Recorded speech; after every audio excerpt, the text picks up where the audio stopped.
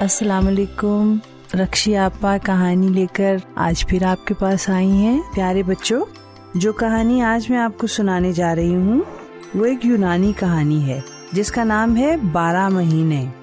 قصہ کچھ یوں ہے کہ ایک دن ایک بوڑھی عورت اپنے کھیت میں سے بند گوبھی توڑنے جا رہی تھی.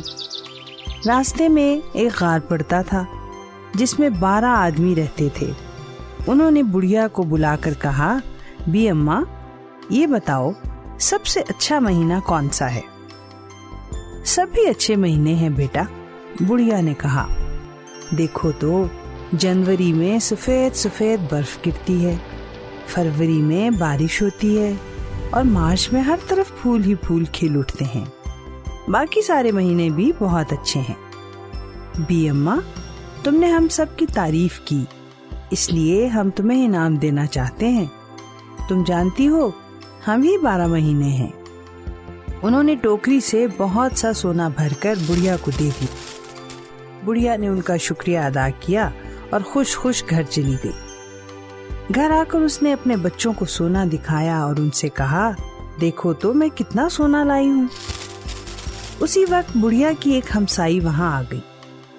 اس نے سونے کا ڈھیر دیکھا تو اس کی آنکھیں پھٹی کی پھٹی رہ گئیں. بڑھیا نے 12 مہینوں کی ساری کہانی ہمسائی کو کہہ سنائی. بڑھیا کی ہمسائی بہت لالچی تھی. وہ دوڑی دوڑی اس غار کی طرف گئی جس میں وہ 12 آدمی رہتے تھے. انہوں نے اس ہمسائی سے پوچھا، بی اماں سب سے اچھا مہینہ کون سا ہے؟ ہمسائی بولی، خدا لگتی بات تو یہ ہے کہ کوئی بھی مہینہ اچھا نہیں ہوتا. دیکھو نا، جنوری میں برف پڑتی ہے، فروری میں بارشیں شروع ہو جاتی ہیں اور اسی طرح ہر مہینے میں کوئی نہ کوئی بلا نازل ہوتی ہی رہتی ہے. آپ کا بہت بہت شکریہ بڑی بی. لائیے اپنی ٹوکری دیجیے، ہم آپ کو انعام دیں گے. 12 مہینوں نے ہمسائی کی ٹوکری بھر کر اوپر سے پتے ڈھک دیے. ہمسائی ٹوکری اٹھا کر گھر کو بھاگی تاکہ جلدی سے کھول کر دیکھے بھلا 12 مہینوں نے کیا انعام دیا ہے. جب وہ گھر پہنچی تو اس نے اپنے بچوں سے کہا، اب ہم بھی اس بڑھیا کی طرح امیر ہو جائیں گے. یہ کہہ کر اس نے ٹوکری میز پر الٹ دی. لیکن کیا دیکھتی ہے کہ ٹوکری میں سونے کی جگہ کنکر بھرے پڑے ہیں. ہمسائی بہت ناراض ہوئی اور بھاگی بھاگی اس پہلی بڑھیا کے پاس گئی.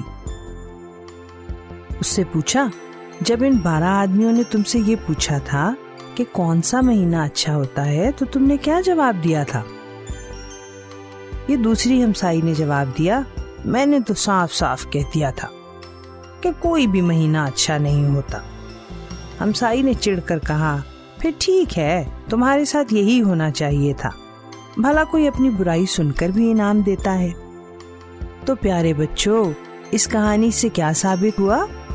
بلا سوچے سمجھے کسی کی بد تعریفی مت کرو اور ہر بات کا سوچ سمجھ کر جواب دو. روز کی طرح کل تک رکشی آپا آپ سے اجازت چاہتی ہیں. کل پھر ایک اور پیاری سی مزے کی کہانی کے ساتھ میں پھر آپ کے پاس آؤں گی.